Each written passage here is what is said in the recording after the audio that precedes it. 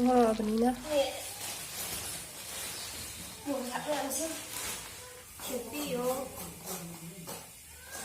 ꯃꯌꯥꯝꯅ ꯆꯥꯝꯊꯣꯛꯅꯤꯡꯉꯁꯨ ꯆꯥꯝꯊꯣꯛꯄ ꯌꯥꯏ ꯑꯗꯨꯒ ꯐꯖꯅ ꯀꯪꯅꯕ ꯐꯧꯗꯣꯛꯑꯣ ꯅꯨꯡꯁꯥ ꯊꯣꯛꯇ꯭ꯔꯒꯗꯤ ꯐꯦꯟ ꯊꯥꯔꯒ ꯑꯗꯨꯝ ꯀꯪꯍꯟꯕ ꯌꯥꯏ ꯏꯁꯤꯡ ꯃꯆꯨꯝꯗꯣ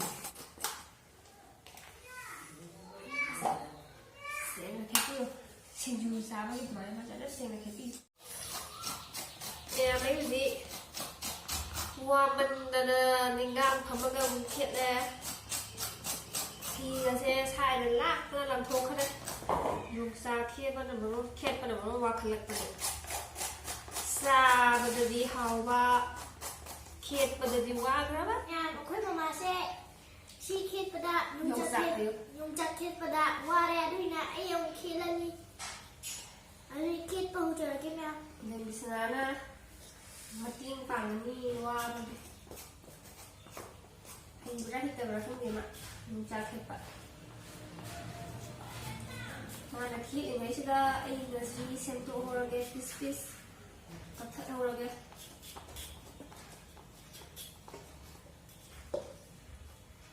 ꯑꯗꯨꯗꯤ ꯌꯥꯝ ꯋꯥꯏ ꯃꯌꯥꯝ ꯑꯩ ꯁꯤ ꯈꯦꯠꯄꯗ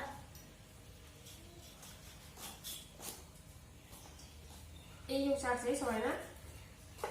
ꯇꯧꯔꯒꯦ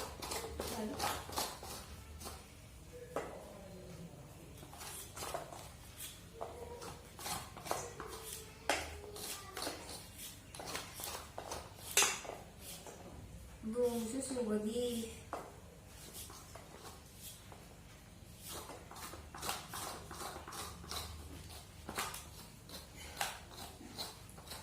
ꯅꯦꯕꯤꯁꯅꯥ ꯀꯟꯅ ꯈꯦꯠꯂꯤ ꯌꯣꯡꯆꯥꯛ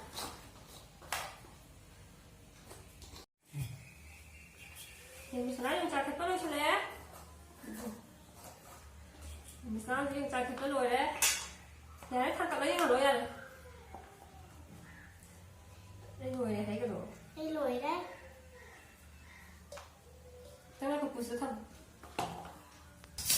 ꯑꯩ ꯁꯤꯗꯒꯤ ꯍꯦꯟꯅ ꯅꯨꯡꯉꯥꯏ ꯋꯥꯔꯦ ꯍꯧꯖꯤꯛ ꯈꯥꯡ ꯁꯥꯔꯦ ꯍꯪꯒꯥꯝ ꯃꯔꯨꯁꯦ ꯍꯥꯟꯅ ꯉꯧꯒꯦ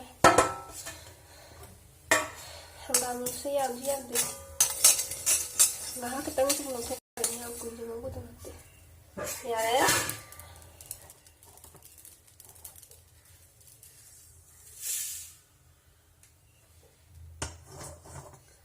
ꯍꯪꯒꯥꯝꯁꯦ ꯃꯨꯜꯂꯦ ꯊꯤ ꯑꯃꯨꯛ ꯍꯥꯞꯄꯦ ꯌꯥꯔꯦ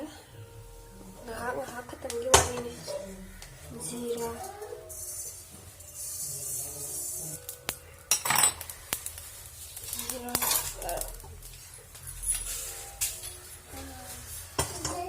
ꯐꯗꯤꯒꯣꯝ ꯃꯔꯨ ꯆꯥꯗ ꯍꯥꯞꯄꯒꯤ ꯍꯥꯎꯕꯅꯤ ꯀꯩꯅꯣ ꯑꯃꯒꯤꯋꯥ ꯍꯟꯗꯣꯛ ꯊꯕꯛ ꯇꯧꯔꯤꯕ ꯂꯣꯏꯔꯦ ꯃꯁꯂꯥ ꯁꯦꯝꯕꯒꯤ ꯈꯥꯡ ꯁꯥꯔꯤꯉꯩꯁꯤꯗ ꯊꯥꯎ ꯍꯩꯖꯤꯜꯂꯁꯤ ꯑꯆꯥꯔꯒꯤꯅꯤꯅ ꯊꯥꯎ ꯈꯔ ꯌꯥꯝ ꯍꯩꯕꯤꯌꯨ ꯌꯣꯡꯆꯥꯛꯇꯨꯒ ꯆꯥꯟꯅꯅꯕ ꯑꯩ ꯊꯥꯎ ꯂꯤꯇꯔ ꯑꯃꯁꯦ ꯁꯥꯏꯃꯨꯛ ꯍꯩꯔꯦ ꯇꯪꯈꯥꯏ ꯍꯦꯟꯕ ꯑꯃ ꯁꯥꯍꯟꯁꯤ ꯃꯥꯒꯤ ꯃꯅꯝꯗꯣ ꯊꯥꯎꯍꯤꯡꯍꯟꯗꯅꯕꯒꯤ ꯁꯥꯍꯜꯂꯤꯉꯩꯁꯤꯗ ꯃꯁꯂꯥ ꯑꯃꯨꯛ ꯇꯛꯍꯧꯔꯁꯤ ꯊꯥꯎ ꯁꯥꯍꯜꯂꯤꯉꯩꯁꯤꯗ ꯃꯁꯂꯥꯁꯤꯡꯁꯦ ꯒ꯭ꯔꯥꯏꯟꯗꯔꯗ ꯎꯟꯊꯣꯛꯍꯧꯔꯁꯤ ꯃꯒ ꯍꯥꯞꯄꯇꯥꯔꯦ ꯑꯄꯥ ꯎꯍꯧꯔꯁꯤ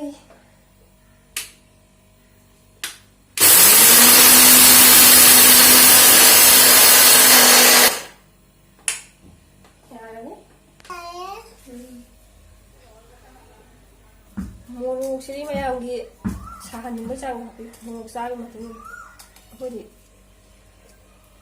ꯃꯣꯔꯣꯛ ꯌꯥꯝ ꯆꯥꯕꯅꯤꯅ ꯈꯔ ꯑꯗꯨꯝ ꯁꯥꯍꯟꯒꯦ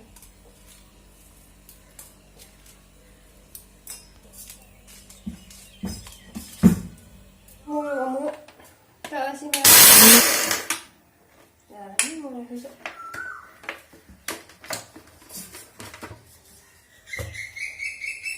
ꯃꯣꯔꯣꯛꯁꯦ ꯌꯥꯝꯅꯗꯤ ꯇꯣꯏꯅ ꯎꯖꯗꯦꯀꯣ ꯑꯩꯗꯤ ꯊꯥꯎꯁꯦ ꯊꯨꯝ ꯍꯥꯟꯅ ꯍꯥꯞꯆꯤꯟꯒꯦ ꯊꯥꯎ ꯍꯤꯡ ꯅꯝꯗꯅꯕ ꯑꯗꯨꯝ ꯍꯣꯔꯦꯟ ꯅꯝꯅꯕꯒꯤ ꯃꯑꯣꯡꯗ ꯍꯥꯞꯄ ꯌꯥꯔꯣꯏ ꯏꯕꯨꯡꯉꯣ ꯅꯝꯅꯕꯒꯤ ꯃꯑꯣꯡꯗ ꯑꯗꯨꯝ ꯍꯥꯞꯆꯔꯒꯦ ꯊꯨꯝꯁꯦ ꯌꯥꯔꯅꯤ ꯃꯩꯁꯦ ꯉꯥꯏꯍꯥꯛꯇꯪ ꯃꯨꯊꯠꯂꯒꯦ ꯍꯧꯖꯤꯛꯁꯤ ꯉꯁꯥꯏꯒꯤ ꯎꯪꯈꯤꯕ ꯃꯁꯂꯥꯁꯤꯡꯗꯣ ꯍꯥꯞꯆꯤꯟꯖꯔꯒꯦ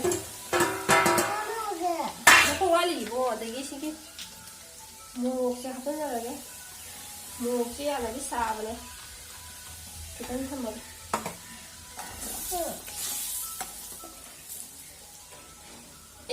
कौरमे मचू खरा हापसनजरे इचा नुपासीने हापनिंगबना लोरे इदि पाउगनी मोसे कलर खितन फजनब लोरे अदगी योंचाक हापसनगे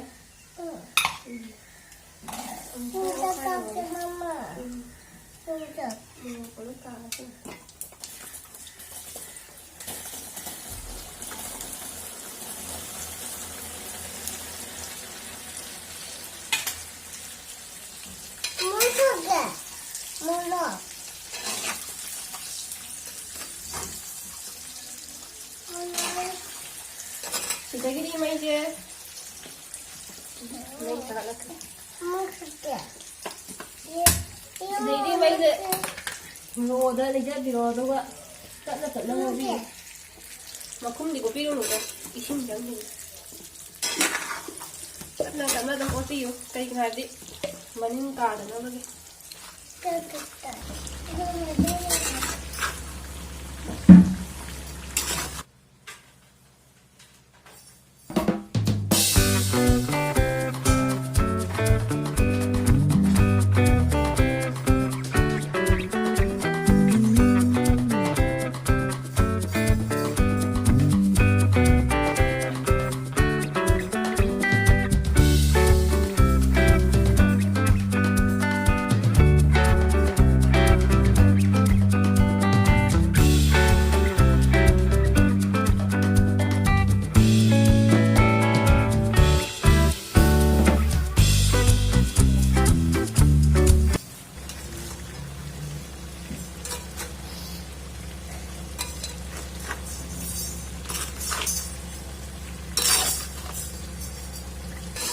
Aku thay cái ung này sẽ nhiều được. Thì rau lên.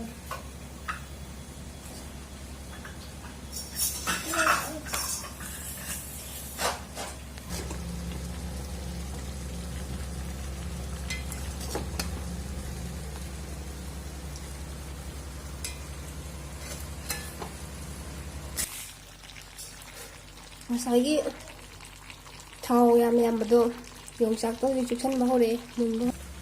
khara ta khai chandale masu bu pajale light ke mambani na masu je khara ubudi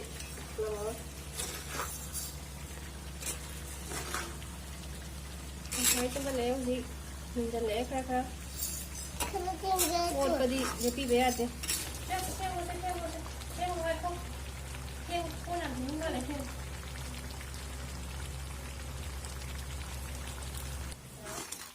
thirty minute कुम्बा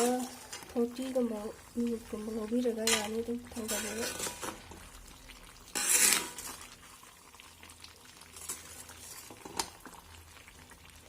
ऐसिगे तंखाई चंदलक timing सिदा सिगे विनेगर से खिता हापचागे यानदी हापोइगे नागरदी यारानी Masai vinegar हापसिदा कुइना store तौरगा थंबदो अदुगी कोफाई काबो खोबदो फानाबदो यारानी ऐसे मैयाब लेगुमदा सली मतंदा vinegar लेट्रसु दुम कसुम काइदे हापिद्रसु संप्रा लेदी संप्रा दुम हापियो जी संप्रा की ngasi di लेहौत्रे निना vinegar से लैबगी vinegar ओइना दुम हापजारे नहा गोगा यारानी ऐसे ngani हापतंग गोदिगे हजिक विनेगर हाखिबदो अदुगी याबदी यारे थाव थुम कका से मसला सिंसे योंचाक मनुंगदा चंगा होरे फजना सुखसले योंचाकता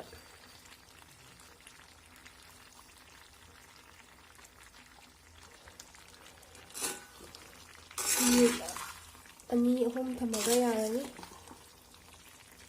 ꯐꯨꯠꯄꯗꯤ ꯂꯦꯞꯄꯤꯒꯅꯨꯀꯣ ꯃꯌꯥꯝ ꯀꯥꯁꯟꯒ꯭ꯔ ꯃꯅꯤꯡꯗ ꯀꯥꯁꯜꯂꯗꯤ ꯍꯥꯎꯋꯦ ꯌꯥꯝꯅ ꯑꯣꯠꯂꯤꯉꯩ ꯃꯁꯂꯥ ꯅꯨꯡꯁꯂꯥ ꯍꯥꯞꯄꯤꯕꯁꯤꯡꯗꯣ ꯂꯣꯏꯅ ꯑꯣꯠꯈꯥꯏꯔꯒ ꯌꯣꯡꯆꯥꯛꯇꯁꯨ ꯅꯝꯍꯟꯗꯣꯏꯅꯦ ꯑꯄꯥꯝꯕ ꯏꯆꯤꯟ ꯏꯅꯥꯎ ꯃꯌꯥꯝꯒꯤꯗꯤ ꯁꯦꯝꯕꯤꯌꯣ ꯈꯦꯠꯄꯗꯗꯤ ꯈꯔ ꯋꯥꯕꯅꯦ ꯑꯗꯨꯕꯨ ꯁꯦꯝꯃꯒ ꯆꯥꯕ ꯃꯇꯝꯗꯗꯤ ꯌꯥꯝ ꯍꯥꯎꯕꯅꯦꯀꯣ ꯌꯣꯡꯆꯥꯛ ꯐꯪꯗ꯭ꯔꯕ ꯃꯇꯝꯗꯣ ꯑꯗꯨꯗ ꯆꯥꯕ ꯍꯥꯎꯕꯅꯦ ꯊꯝꯕꯤꯌꯣ ꯐꯅ ꯁꯦꯝꯃꯒ ꯍꯧꯖꯤꯛꯇꯤ ꯌꯣꯡꯆꯥꯛ ꯃꯇꯝꯅꯤꯅ ꯁꯦꯝꯍꯧꯔꯒ ꯊꯝꯍꯧꯒꯗꯕꯅꯤ ꯇ꯭ꯔꯥꯏ ꯑꯝꯇꯪ ꯇꯧꯕꯤꯌꯣ ꯃꯌꯥꯝꯁꯨ ꯌꯥꯝ ꯂꯥꯏꯕꯅꯦ ꯑꯩꯒꯤ ꯃꯨꯜꯂꯦ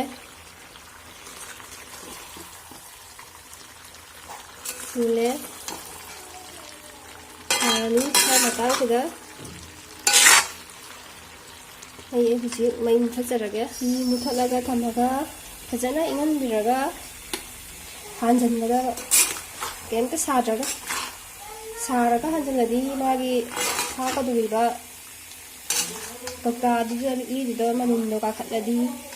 ꯍꯌꯦꯡ ꯀꯣꯛꯐꯥꯏ ꯀꯥꯔꯛꯄꯒꯤ ꯃꯇꯝꯗꯣ ꯑꯩꯒꯤ ꯂꯤꯛꯂꯤꯁꯦ ꯆꯜꯂꯔꯣꯏ ꯂꯩꯔꯝꯗ꯭ꯔꯦ ꯂꯤꯛꯂꯤꯁꯦ ꯄ꯭ꯂꯥꯁꯇꯤꯛꯇꯗꯤ ꯂꯩꯕ ꯂꯤꯛꯂꯤꯁꯦ ꯂꯩꯇ꯭ꯔꯦ ꯑꯆꯥꯔ ꯌꯥꯎꯁꯜꯂꯔꯒ ꯂꯩ